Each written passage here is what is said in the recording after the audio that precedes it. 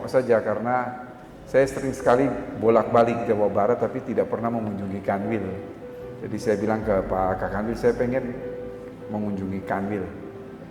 Hanya ingin buka puasa dengan Bapak Ibu ASN. Kalau dengan Pak Asep sudah sering ketemu. Jadi nanti saya sebentar saja Pak Ustadz yang kami muliakan. Nanti Bapak kultum Pak ya. Kuliah 70 menit. Nah, karena masih lama ternyata. Saya kira maghribnya di sini 5:30, ternyata jam 6:04 ya Pak ya. Bukan 5:30 Pak, betul Pak. Oh bukan 5:30. Ya, Bapak Ibu sebetulnya dengan pemisahan Kementerian Hukum dan HAM menjadi 3 kementerian ditambah dengan 1 Menko, ini membuat pekerjaan kita lebih fokus dan sebetulnya lebih mudah ya. Karena dari pekerjaan yang begitu besar, begitu banyak, sekarang tinggal dibagi menjadi 3, yaitu untuk perundang-undangan itu di bawah Kadif P3H, kemudian Kadif Yankum membawahi 2 ya, Kabid AHU dan KI.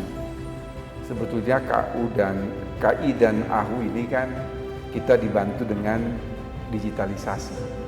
Jadi sebetulnya lebih mudah dalam pengertian bagaimana sekarang tugas kita Bapak Ibu yang bekerja di bidang pelayanan hukum untuk giat melakukan sosialisasi kepada seluruh masyarakat, terutama yang berkaitan dengan kekayaan intelektual, karena indikasi geografis itu menjadi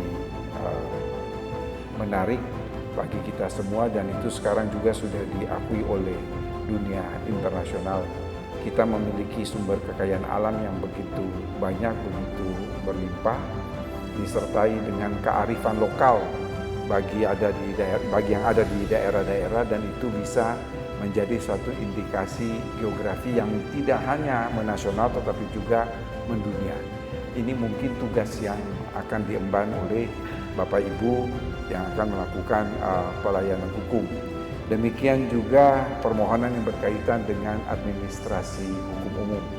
Kita akan terbantu dengan digitalisasi yang dicanangkan oleh Bapak Menteri Hukum mengenai transformasi digital, dan kita sudah mulai melakukan itu paling tidak dengan menyatukan atau membuat rumah mengintegrasikan sistem informasi baik yang ada di Direktorat Jenderal Kekayaan Intelektual, Direktorat Jenderal Administrasi Hukum Umum maupun di peraturan perundang-undangan, ditambah dengan sistem kepegawaian dan juga disatukan dengan yang ada di Inspektorat Wilayah. Digitalisasi ini memang tidak hanya efisien dan efektif dalam pengertian dia bisa menghemat anggaran, tetapi juga kecepatan dan keakuratan dalam memperoleh informasi itu menjadi suatu tujuan utama. Jadi input data dari kepegawaian, dari berbagai informasi di berbagai direktorat itu sangat penting. Karena kalau tidak ada input data maka tidak ada yang bisa kita lihat. Jadi ini integrasi dalam transformasi digital itu menjadi penting. Nah, pada kesempatan yang berbahagia ini yang mungkin perlu menjadi catatan khususnya untuk Kadif P3H ya, mengenai pembentukan peraturan perundang-undangan. Saya tidak tahu di Jawa Barat ini ada berapa perancang Bu Kadif?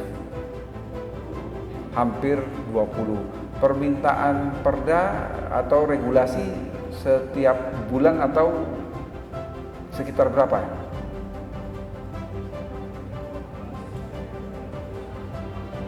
50 lebih. 50 lebih ya. 50 lebih kalau dibagi 20 ya kira-kira satu perda dikerjakan 2 orang yang kira-kira begitu, tapi kan tidak demikian.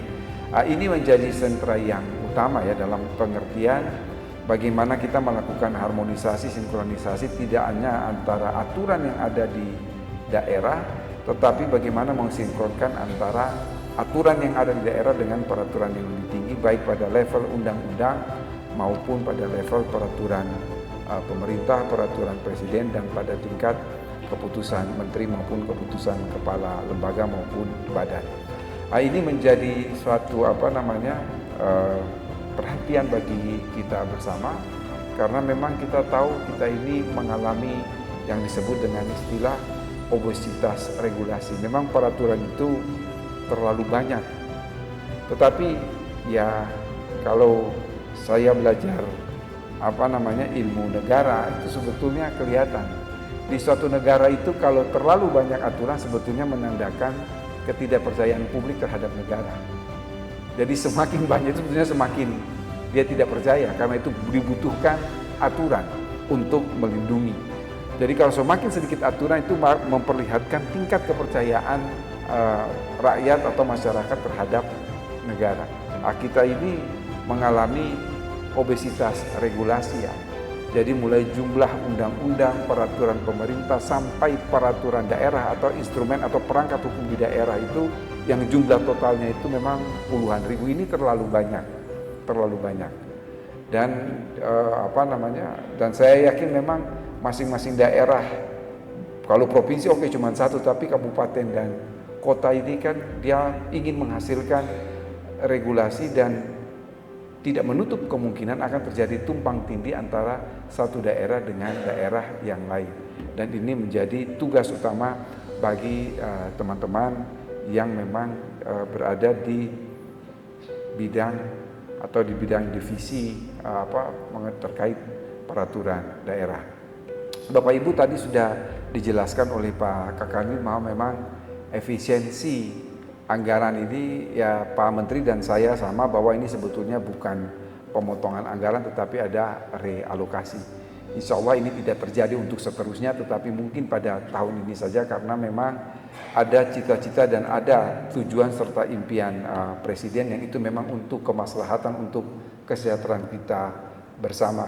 Kemarin dalam acara buka puasa bersama dan rapat paripurna kabinet, beliau sudah menyampaikan bahwa penghematan sampai 300 triliun lebih ini kan akan dikelola oleh Danantara dan itu akan dikembalikan kepada masyarakat. Jadi kemarin Bapak Presiden sampaikan akan membangun untuk pertama kali ini adalah 100 sekolah rakyat. 100 sekolah rakyat itu tidak hanya sekolah, tapi sekolah yang ada asramanya. Jadi itu akan diambil dari efisiensi yang sampai 300 triliun.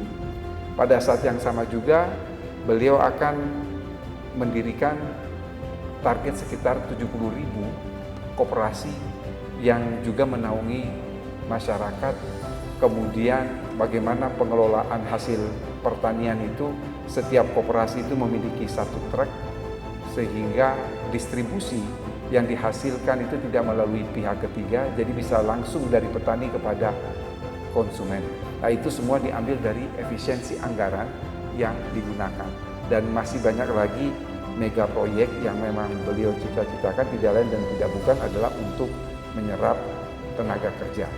Jadi memang sebetulnya ini bukan efisiensi dalam artian penghematan, tapi sebetulnya ini realokasi anggaran pendapatan belanja negara yang memang mau ditujukan langsung dirasakan oleh rakyat.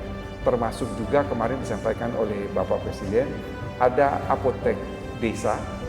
Jadi apotek untuk setiap desa, dan itu kemudian untuk pelayanan kesehatan. Bahkan kemarin itu juga disampaikan oleh beliau dalam konteks membangun sekolah rakyat, ini bagaimana menghimpun orang-orang pintar dari keluarga yang tidak mampu disekolahkan dengan standar yang semuanya sama, dan ini memang membutuhkan biaya yang tidak sedikit. Jadi kalau Bapak Ibu bertanya mengapa sampai ada efisiensi sampai 300 triliun itu, uang-uang mau dikemanakan? Nah, itu antara lain digunakan untuk yang tadi sudah saya sampaikan, sekolah rakyat, kemudian koperasi unit desa, lalu ditambah juga dengan fasilitas kesehatan yang akan sampai ke pelosok-pelosok desa, bahkan sampai ke desa-desa yang terpencil. Kemarin dalam konsep sekolah rakyat misalnya itu, dalam membangun ribuan sekolah itu paling tidak dalam setiap sekolah itu ada satu TV monitor yang besar. Gunanya untuk apa? Gunanya adalah untuk memberikan tutorial untuk mata pelajaran yang memang tidak semua sekolah di Indonesia ini terpenuhi gurunya.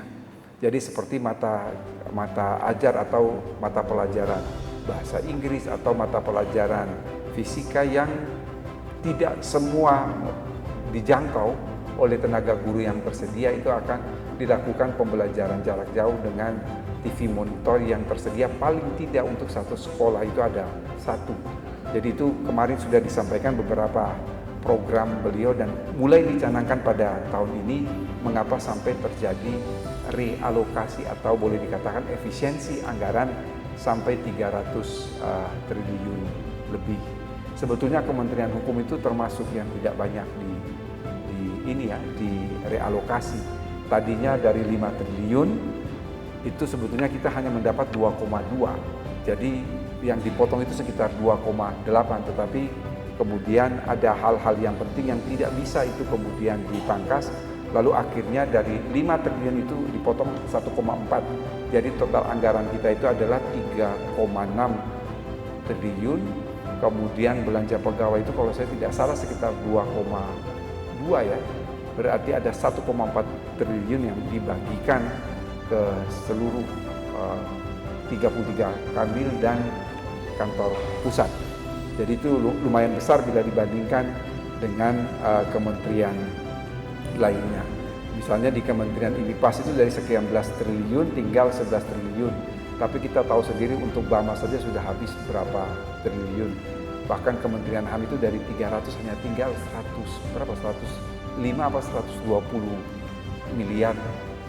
Untuk Kementerian HAM-nya sendiri 120 miliar. Jadi Kanwil Jawa Barat ini anggarannya lebih besar daripada Kementerian HAM. Kementerian HAM itu cuma 120 miliar yang akan dibagi di 10 kantor wilayah HAM. 120 miliar kalau dibagi di 120 wilayah dan kantor pusatnya kira-kira satu kantor 10 miliar lah. Satu kantor ya. Tadi